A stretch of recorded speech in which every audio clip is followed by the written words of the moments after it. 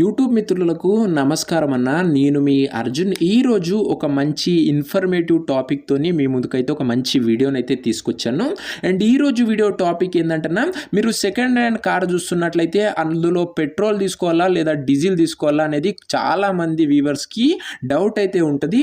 And ఈ video ద్వారా మీకు పెట్రోల్ తీసుకుంటే బెస్టా లేదా డీజిల్ తీసుకుంటే బెస్ట్ అనేది క్లారిటీగా ఒక ఐడియా అనేది వచ్చేస్తదన్న.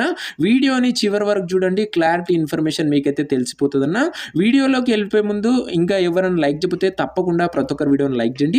మీ దగ్గర ఏమైనా సెకండ్ హ్యాండ్ కార్స్ ఉన్నా కూడా ఈ నెంబర్కి వాట్సాప్ అయితే చేసేయండి అన్న.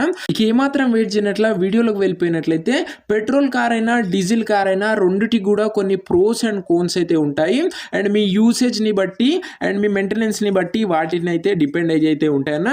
ముఖ్యంగా యూసేజ్ అండ్ రన్నింగ్ విషయంలోకి వచ్చినట్లయితే ఒకవేళ మీరు షార్ట్ ట్రిప్స్ తిరుగుతూ రెగ్యులర్గా లోకల్లో కొద్ది కిలోమీటర్ తిరుగుతున్నట్లయితే మీరైతే పెట్రోల్ అయితే ప్రిఫర్ చేయండి అన్న.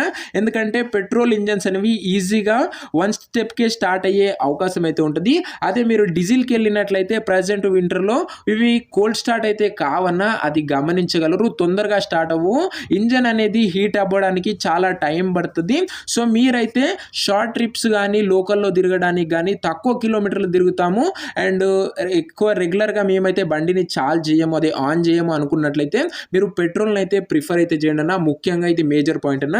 డీజిల్ తీసుకున్నట్లయితే కొన్ని మీరు రెగ్యులర్గా దాన్ని అయితే తింపాల్సి వస్తుందన్న, గమనించగలరు. లేకపోతే ఇంజన్ రిపేర్ పెట్టే అవకాశం కూడా ఉంటుందన్న, గమనించగలరు. ఇక second point fuel and cost consideration విషయానికి వచ్చినట్లయితే డీజిల్ వచ్చేసరికి పెట్రోల్ కన్నా చీపే ఉంటుంది.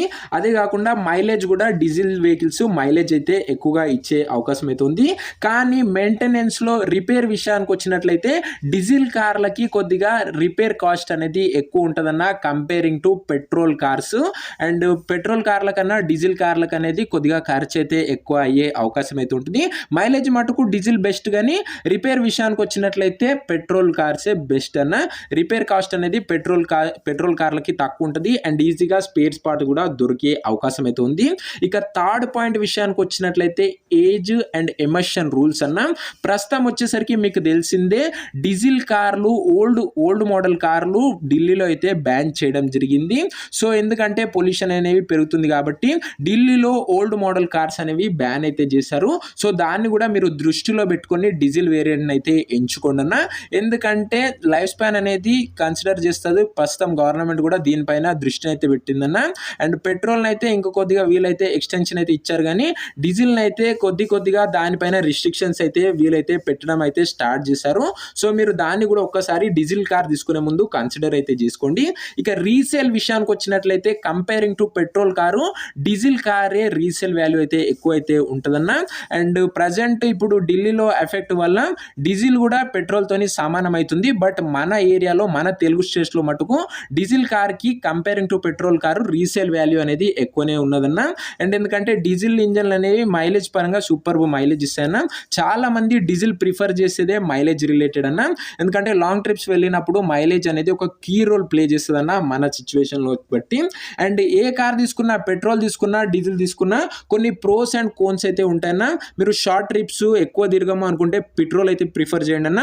అదే మీరు లాంగ్ ట్రిప్స్కు మేము లాంగ్ ట్రిప్స్ చేస్తాము అనుకున్నట్లయితే మీరు డీజిల్ అయితే ప్రిఫర్ చేయండి అన్న. మైలేజ్ సూపర్ మైలేజ్ ఇస్తుంది. సో మీకు వెళ్ళిపోతుంది అన్న బరాబర్గా. అండ్ రెండిట్లో ఏది తీసుకున్నా కూడా మీరు ఖచ్చితంగా సర్వీస్ రికార్డ్ అనేది, అదే కాకుండా ఇంజన్ కండిషను, టైమింగ్ బెల్టు, ప్రతి ఒక్కటి, ముఖ్యంగా బండి యొక్క స్మోక్ కూడా చెక్ చేసుకున్న తర్వాతనే కార్ని అయితే తీసుకోండి అన్న. ఇంజన్ కండిషన్ పైనే బండి అయితే డిపెండ్ అయితే ఉంటుందన్న. పైన కన్నా లోపటి ఇంజన్ అనేది చాలా అవసరం అన్న, మనం చెక్ చేసుకోవాల్సింది వచ్చేసరికి. సో ఇది అన్న ఇవాటి వీడియో. ఇంకా వీడియోని కింద ఎవరైనా లైక్ చెప్పితే తప్పకుండా ప్రతి ఒక్కరు వీడియోని లైక్ చేసి ఛానల్ని కొత్తగా చూస్తుంటే సబ్స్క్రైబ్ చేసుకొని బెల్ ఐకాన్ అయితే ఆన్ చేసి ఆల్ అయితే పెట్టుకోండి.